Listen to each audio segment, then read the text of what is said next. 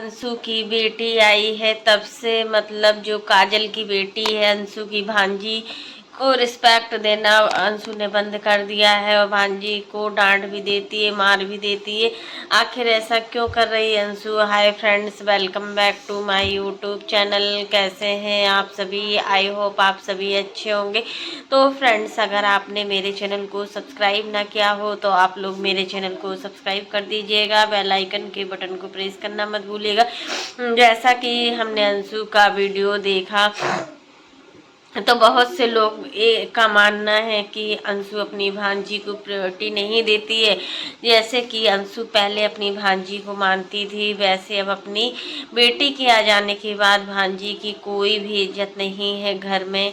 तब की मान है, मान की इज्जत होनी चाहिए। तो फ्रेंड्स, आपके अकॉर्डिंग क्या है आप लोग बताइएगा। मान भांजी मान होती है और हमने देखा कि अंशु अपनी मान भांजी को बहुत इम्पोर्टेंस देती है, ऐसा नहीं है। अब तो अभी की फिलहाल बात है कि अंशु की जो रेस्टोरेंट है नया फैमिली रेस्टो का जब ओपनिंग हुई थी ना, तो अंशु ने अपनी भांजी को पहले आगे किया था। ये चीज़ बहुत अच्छी लगी हमें देखकर कि अंशु ने अपनी भांजी को आगे किया, फिर उसके बाद अपनी बेटी के पद चिन्ह लिए। पहले उसने अपने घर की मान का पद चिन्ह लिए, भांजी के पद चिन्ह लिए। बहुत अच्छा लगता है जब हम लोग अपने मान को सम्मान देते हैं। मान भांजी से बढ़कर कुछ नहीं होता है, मान बहन से बढ़कर कुछ नहीं होता है। बहुत लोग कहते हैं कि ननद की बेटी मतलब अच्छी नहीं होती, ननद अच्छी नहीं होती है, बट ऐसा नहीं है। अगर ननद और भाभी का रिश्ता अच्छा होता है तो ये रिश्ता बहुत ही अच्छा होता है। अगर ननद और भाभी के बीच की जो बॉन्डिंग है वो अच्छी नहीं है तो चाहे हम कितनी भी कोशिश कर लेंगे ना इस रिश्ते को बचाने की, नहीं बचा पाएंगे।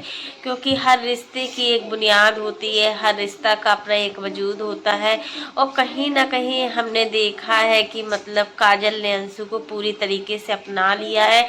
जैसे कि पहले हम काजल का वीडियो देखते थे तो बस वही रोना धोना अंशु को लेकर बहुत ज़्यादा प्रॉब्लम्स होती थी इनको। अप्सरा मोम से जब अंशु का अच्छा खासा रिश्ता था तब बहुत ज़्यादा सारी चीज़ें सामने आई थी। कितना रोई थी कि मतलब अंशु ने जब सपोर्ट भी किया था कि हमारी ननद के बारे में कुछ मत बोलो। उस समय क्या कंडीशन थी, लेकिन आज जो कंडीशन है बहुत ही अच्छी है। अंशु और अंशु की ननद के बीच में बॉन्डिंग बहुत ही अच्छी है। जिसको जो समझना है वो समझने दो। और यहाँ पर रेस्टोरेंट में मान भांजी को इतना सम्मान दिया, हर चीज में ननद की बेटी को आगे किया, ननद को आगे किया, नंदोई को आगे किया। जब रिबन कट रहा था ना तब भी नंदोई को इन्होंने अपने आगे किया हुआ था। हर चीज़ में इम्पोर्टेंस दी है। ऐसा नहीं कह सकते किसी के बारे में कि अंशु अपनी ननद को मतलब नहीं मानती या फिर काजल की बेटी को नहीं मानती है, नंदोई को नहीं मानती है। तो हर रिश्ते को अंशु निभाती है। अंशु के अंदर बहुत चेंजेस आया है सच में। पहले अंशु क्या थी और आज अंशु क्या हो गई है। बहुत अच्छा लगता है इन सारी चीज़ों को देखकर कि ये सारी चीज़ें जब घर में अच्छे से होती हैं, घर के जो रिश्ते होते हैं वो अच्छे होते हैं ना, तो बहुत ही अच्छा लगता है नहीं लगता? आप लोग बताइए। अंशु पहले इतना डिप्रेशन में रहती थी ना तो उसको कोई भी चीज़ की समझ नहीं थी। स्टार्टिंग के अंशु के वीडियो देखिए, कितना अंशु अपने आप से परेशान थी, कितना वो मतलब डिप्रेशन में रहती थी। बात बात पे रोना धोना उसकी आदत सी बन गई थी। बात बात में लड़ना झगड़ना, हर किसी को जवाब देना, यहाँ तक कि सासू माँ से भी कुछ भी बोल देती थी।